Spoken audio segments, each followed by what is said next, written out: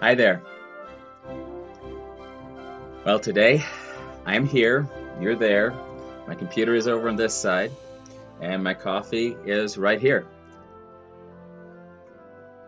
I got this mug, and I might have told you this before already, but I got this mug up at the Russell Gulch pottery shop up behind Idaho Springs. I love that little pottery shop, and I love these colors that are on this one, but I'm drinking some nice coffee, a latte today. Today, I wanted to talk about yelling at a tree stump. And I know that many of you have a lot of things you deal with on a daily basis. And currently, right now, on top of the regular things that we have to deal with, we're dealing with the coronavirus scare here in the United States and actually around the world. Hi there, Laura. Thanks for tuning in. And so we have a problem in that in a lot of the areas in the United States, people are buying all the toilet paper at the stores, and I'm not sure, do they usually not use toilet paper? Why are they buying it all now? A lot of people are talking about washing hands, and again, I have the same concern. Aren't they used to normally washing their hands? Those are all just things that happen, and I've seen several different people have reposted something to the effect that a person uses logic and reason and approaches and is a problem solver, but people as a whole have a herd instinct, and so you want to be very careful that you don't get stuck just doing what everyone else is doing.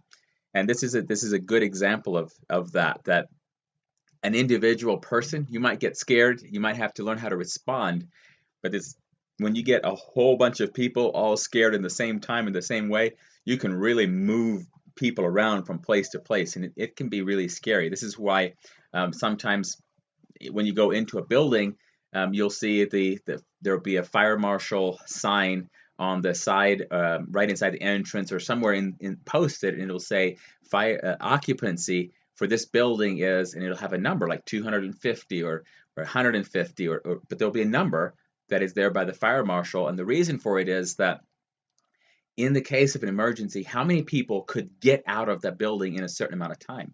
And that's what they're looking at. Where are the exits and can people get out of them? Because multiple times something has happened inside of the building that was bad, but it wasn't as bad as the people who died in a stampede trying to get out of the building. And so, hey there, Sarah Ann. Thanks for tuning in. I'm really glad you guys are listening. I'm here, me and my coffee. Today was one of those days where I could have been drinking coffee all day, and I think it would have been just fine. I have multiple projects that I have on my table that I'm trying to finish in a certain amount of time, and the nights are a little too short. But back to the whole thing about yelling at a tree stump. So I have a picture here. Some of you have probably read this book. This is a picture from Little House in the Big Woods, one of the Laura Ingalls books.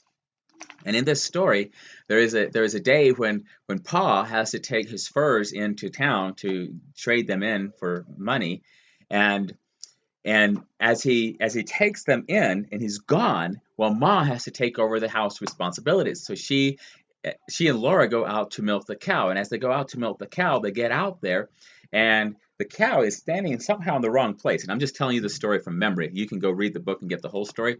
Anyway, Ma has a lantern in one hand. She walks up to the cow. She slaps the cow, says, "Move over, Beth, Suki," only to find out that it isn't Suki. It's a bear. And so they have quite a scare. Well, on the way home that night, late after, it's late spring, so bears could be back out again. And so Pa is walking home, and in the dark, he realizes, man, I forgot to bring my rifle. I didn't bring my gun. And so as he's walking through in the dark, he doesn't have his gun, and he's thinking, I wish I had my gun. I wish I had my gun. And he gets to this clearing in the big woods, and right there across the clearing, standing there in the moonlight looking at him, he sees a bear. And he's thinking, what am I going to do? I can't go back. I want to go home to my family. But if I have to get past this bear, and so he finally decides to yell at the bear. He says, I'll just read a bit of it for you. He says, I had to pass that bear to get home. I thought that if I could scare him, he might get out of the road and let me go by. So I took a deep breath. And suddenly I shouted with all my might and ran at him, waving my arms. He didn't move. I did not run very far toward him, I tell you. I stopped and looked at him, and he stood looking at me. Then I shouted again. There he stood. I kept shouting and waving my arms, but he did not budge. Well, it would do me no good to run away. There were other bears in the woods. I might meet one at any time. I might as well deal with this one as with another. Besides, I was coming home to Ma and you girls. I would never get here if I ran away from everything in the woods that scared me. So at last I looked around and I got a big club, a solid heavy branch that had broken from a tree by the weight of the snow in the winter. I lifted it up in my hands and I ran straight at that bear. I swung my club as hard as I could and brought it down bang on his head. And there he still stood, for he was nothing but a big black burned stump. He says, I had passed it on the way to town that morning, and it wasn't a bear at all. I only thought it was a bear because I had been thinking all the time about bears and being afraid I'd meet one. And I think this story happening to Paul has happened in one way or another to all of us. And he says, I only thought it was a bear because I was thinking about bears and I was expecting to meet one. And so because he was thinking about it, because he was expecting it, the moment he saw that stump, he thought he saw a bear and he responded accordingly. And so I think that there's something in this story that can help us deal with life. I myself, when I was, I think 11 or 12 years old, I had a scare where I I slept up in the loft in our house in Montana, and the outhouse was out. I could see it outside my window. And so early one morning, I woke up and I thought, man, I need to go to the bathroom. It was still dark outside. It was winter time. And I looked out, and right down there below me on the walkway, like right beside the walkway between me and the outhouse, I was pretty sure I saw a bear. And so I kept watching it, and I think it moved. Did it move? Is it a stump? Did it move? And I was thinking, I mean, even then, I was thinking about this story from Paul because I'm like, he saw, but I was not brave like Paul. I didn't go downstairs and get a club and go out there and chase the bear away. I just suffered until morning and waited till it got enough daylight, and I was watching that stump, and I was like, oh, it's just a stump. It's not a bear. And so granted, my life was not in danger looking out the window to see a stump between me and the outhouse. But there have been other times I've thought about various times in my life where I've had to face fear and walk straight into it and to see what would happen. And one of the times was a kind of fear that is a little bit different, and it was financial. And what had been happening is for months back about this would have been 2006, 2007. There were things happening in my life where for months I kept feeling as if the sky was going to fall. Like you mentioned there, Laura, with Chicken Little and the sky falling in. I had this, I just knew it was bad. My finances were bad. They were getting worse. They're getting worse. They're getting worse. And I didn't know what I was going to do. I was in a really strange situation. And part of the strange situation was that I was a gospel chalk artist. And so I was traveling around as an evangelist, and I was telling other people about Jesus, and I was giving messages of inspiration and faith and hope to other people. And I was wanting to encourage them. But I myself was really struggling to make ends meet. And I remember at the time I had if I have the number correctly, my mortgage payment was something along the line of like $350. It was a little bit less than that, I think. A really small mortgage payment. But I kept having so much trouble making this monthly mortgage payment. And so at one point, I was talking with my banker. And here's a guy he was a Marine. He'd been there in Iraq when Saddam Hussein fell. He had experienced a lot of things, and now he was in my small town, and he was a banker. He was running a bank. And as I was chatting with him, there was somebody had mentioned to me that I should try to get my chalk drawing, my presentations into corporate meetings and go as a like a motivational speaker, basically. And so I had chatted with him about this at one point and asked him about it. And he was very kind and asked me a few questions about what my messages were about and what I talked about. But then I had to go in and talk to him about the fact that I couldn't, was having trouble with making my payments. And I remember thinking as I was driving home, and the sun was shining, it was a beautiful spring day, and there in South Texas, and I'm just thinking, why am I like, what good does it do to me to talk to other people about motivation? Like, what do I have to offer if I myself am struggling so bad? And it was a good wake up call for me. And it was sometime around that time I began to ask myself and say, well, how bad is it really? And so my fear of financial failure is what I was dealing with. And that fear, I said, okay, well, how bad really? How really? And so I remember going through all my bills, opening all the envelopes, and I started writing down on a piece of paper and just saying, well, if I paid off everything, how much would I have to pay? And so to pay off everything, not the house, but everything else that I owed at the time, was less than $5,000. And when I had been thinking about it, there was like a little black cloud up above my head where it was so bad. It was so bad. It was just really bad. And I didn't know how I would ever be able to pay that off. And now it was actually only um, it was actually only a little less than $5,000. And so I started at that point when I wrote it down on the paper, instead of thinking, wow, this is impossible, I began to think, well, what would it take? And that was the first time in my life that I wrote down all the bills for the month, everything I had to pay every month. And I said, well, how much money would I have to earn every day of the month so that I could be to pay it? And I was always thinking, well, it would take hundreds of dollars. And so when I broke it down, it was like if I earned, I think at the time it was around like $70 a day, maybe less than that. If I earned that much, I would be fine.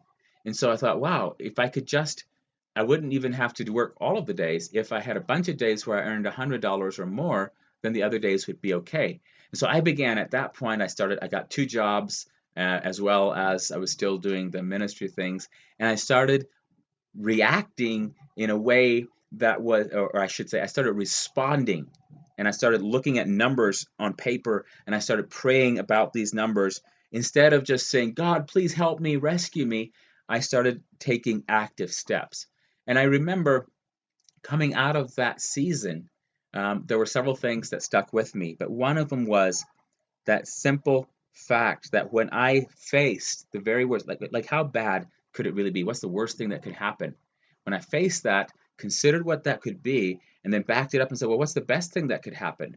And then I'm sitting there thinking about all the amazing things that could happen, and why should I focus on the worst if I could focus on the best? And and I want to come back to that in a minute. Hopefully I'll remember to come back to it. But okay, so then in my finances, multiple times since then.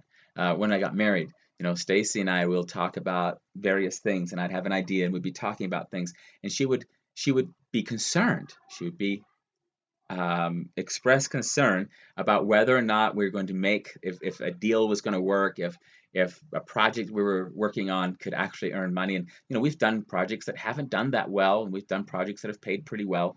And so she has a valid concern. What if it doesn't work out? And so it seemed like in a conversation that we would have, I would say, well, I think we should do these things, and she'd say, but, and in her mind, it was as if she immediately went down a list of failures, and we were living under a bridge.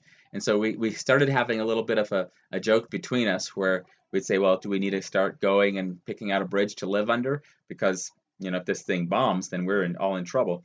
And so we still will do that. We can go from comfortable living in our own house to living under a bridge just like that in our minds if we start following the fear trail and we start going down. And it becomes if you expect failure, just as Paul was expecting the bear in the woods, if you're expecting the failure to come in, you'll see it. The failure will keep coming and you'll keep seeing problems everywhere. Yesterday, I had a really awesome day yesterday.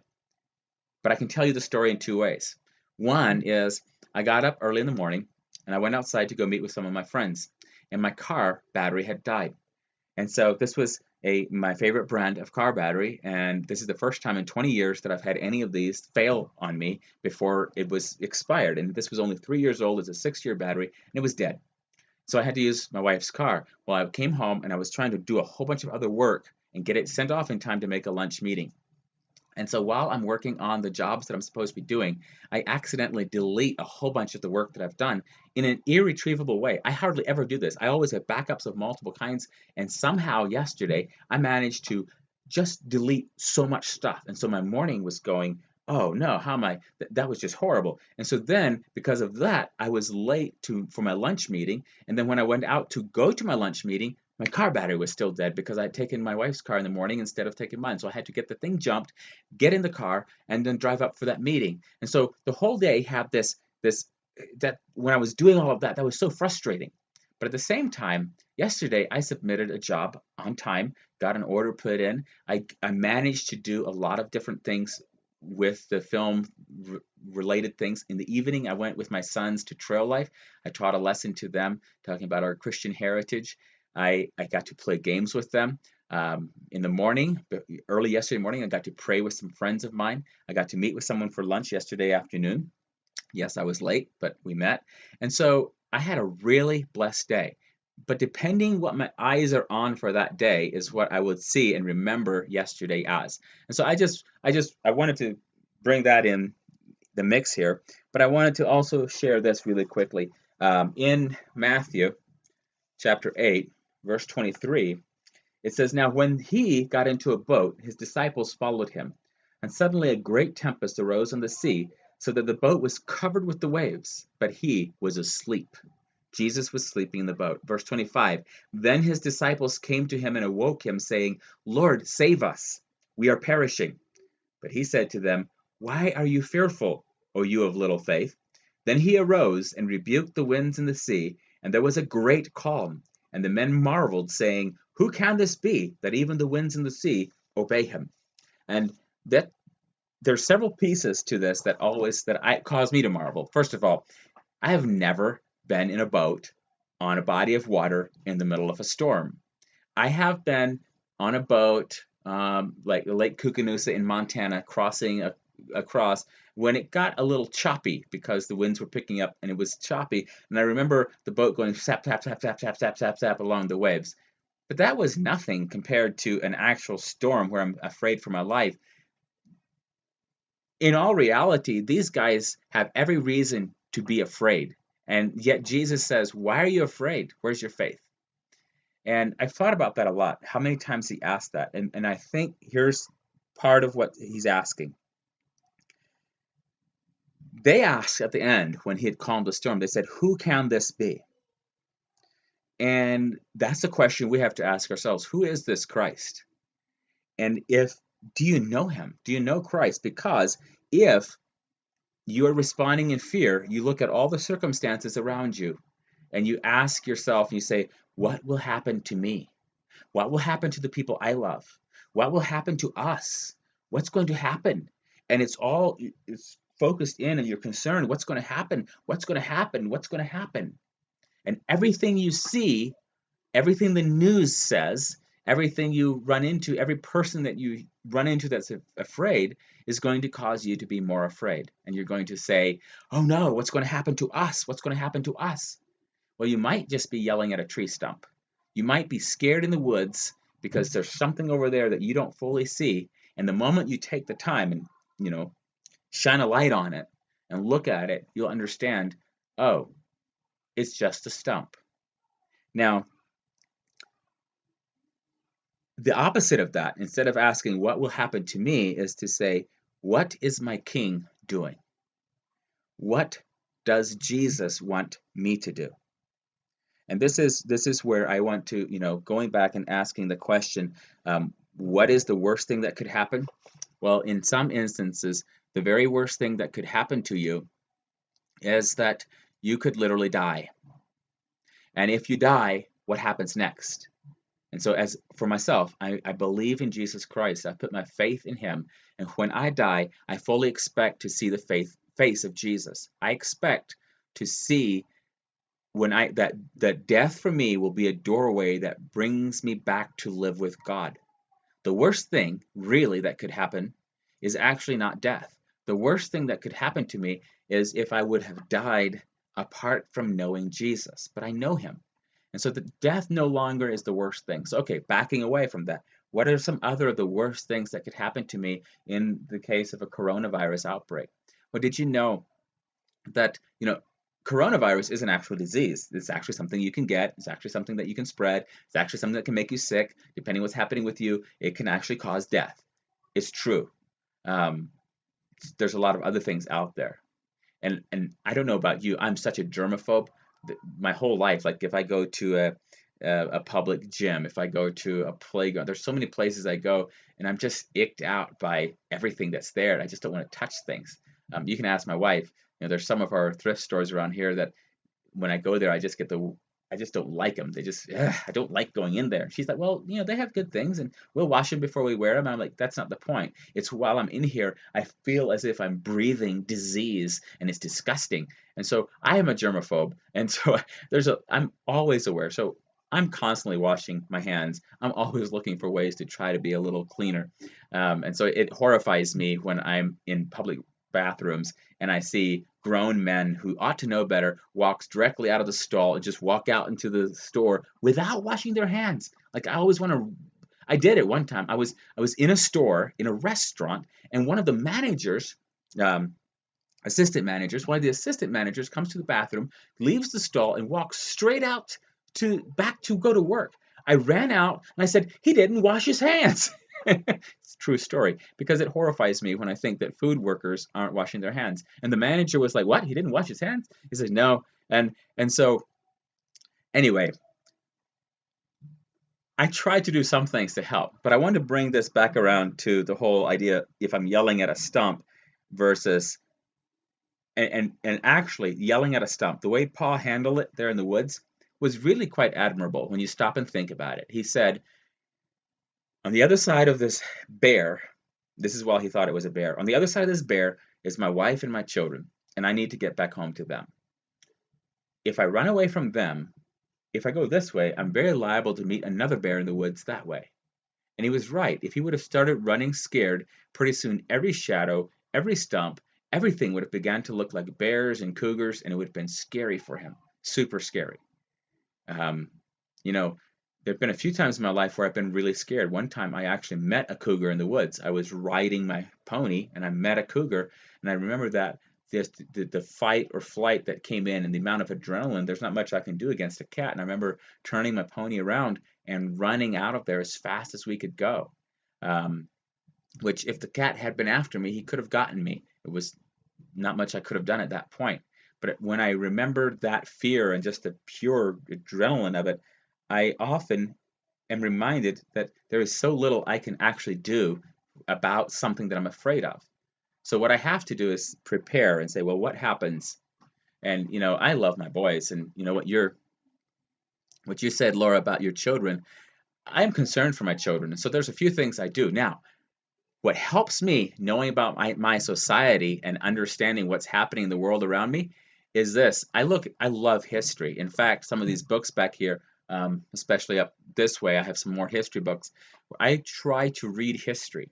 And so what I find is that we, right now in America, live in a very blessed time. And while there is wickedness and sin now, it's been a lot worse a bunch of other times. And in those times, people have managed to live for God and train their children up for God in the middle of that. So I'm like, well, if they could do it, surely we can do it. So I'm praying and asking the Lord to help me raise my children in a way that they will always be able to follow Him. And because if they're following Him, worst thing that could happen to them is that they get, persecuted to the point of death, and then they're with Jesus in heaven. And that's a beautiful thought to think that I could be privileged. It's a privilege to be a martyr, but it's even more of a privilege to raise a martyr. And so not that any of us want to be martyred. And in fact, I sometimes think it's harder to live, 80 solid years of Christianity in the middle of the world than it is to just be quickly martyred and be out of here. But those are just my thoughts on that. But I wanted to close with going back to the question, what's the worst thing that could happen? What's the best thing that could happen? One of the best things that could happen is that somehow through coronavirus, for instance. Somehow through coronavirus, somebody else that currently does not know Jesus could potentially be brought to know him. And so one of the best things that could happen is that because of the thing that I'm afraid of, someone else could come to know the Lord. And as they come to know the Lord, they could then have a lot of faith. And I personally will tell you honestly that as long as I'm looking at the things that are concerning, I don't have a lot of faith because there are so many things that could go wrong. Even when there's no coronavirus, I already told you about my germophobia that I have out and about. Like I just the thought that someone else could have some sleazy, slimy disease and it could get to me and I could catch a disease from them, that's just gross. I hate the thought of it. And so the more I think about those things, the more I'm likely to want to wrap a cocoon around myself and not go anywhere. But when I think about Jesus and when I think about the fact that he saved me, he is my savior. In Christ, I've been born again. I'm a new creation in him. It's not by me trying that I'll be effective, but it's by his work in me. And so suddenly I think, well, I want to go out in public because I want to interact with other people because Jesus loves people. He's loving people through me, and I want them to know Jesus. And so I still go out. I still rub elbows with people. But I'm praying the best outcome is that somebody else will turn their eyes off of the fearful things of the world and will turn their eyes to Jesus. That's the best outcome, is that not just me, but someone else. And what if I spend my whole life praising the Lord and serving him, and in all of that time, even if it's only one other soul that comes and says, I'm going to trust Jesus, that's really an eternal treasure. But I think many of us have more impact and more influence than we realize. And so don't focus on the influence because that'll ruin you, trying to figure out how to be influential. Influencing friends, winning friends and influencing people only goes so far. But I will tell you what goes for eternity is when you look at what is scary. Now, the disciples did the right thing when their boat was rocking there in the storm. They went to Jesus and they said, Jesus, do you see our situation? And I think that's important. Take your situation, your circumstances, the things you're afraid of, take them to Jesus and say, do you see this? Do you see what's going on? That's a little bit like grabbing the stick, what Pa did, and going and hitting the bear on the head. We're saying, this is what it looks like, Lord. Is this what you're seeing? And if he says, yes, that's what I'm seeing, then the next question isn't, run away and hide. The next question is, okay, Lord, since you see the circumstance and you see how bad it is, and you see that I'm in the middle of it, what do you want me to do? And then we do that. And sometimes you'll get clear answers, sometimes you won't. Sometimes you'll just get an answer like, you've got to love. You've got to love others. Let the love of God flow through you. And you're like, well, what does that even mean? Well, and I love what Pastor Roman Miller used to say, and others have said it too, but one of the things he said was, if you're going to err on the side of love. And many of us are going to err because we're human and we're going to make mistakes. So if we're going to err, let's err on the side of love. And perfect love casts out fear. So I'm not talking about erring on the side of fleshly loves. I'm talking about erring on the side of God's love running through us. So back in conclusion, my questions. What will happen to me is a focus on me. It's fear-based.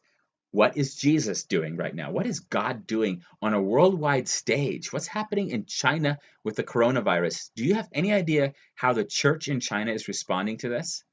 You should look into it, see what you can find out. What is happening to the coronavirus in Italy? What's all around the world? You hear the story in the news about the coronavirus, but can you find out what the king is doing? What is Jesus doing? Because he's doing something. I'm telling you, wherever his people are, God is doing something. He's redeeming something. He's transforming something. And so ask that question. What is the king doing? And what does he want me to do? So that's my thoughts as I'm looking around and seeing everyone else stocking up on toilet paper and responding in fear. I want to think, am I just yelling at a tree stump? Am I truly trusting in Christ? So that's until next week, may you be blessed, encouraged, and learn to fix your eyes on Jesus, and faith will be a natural response. If you fix your eyes on yourself or your circumstances, fear will be a natural response.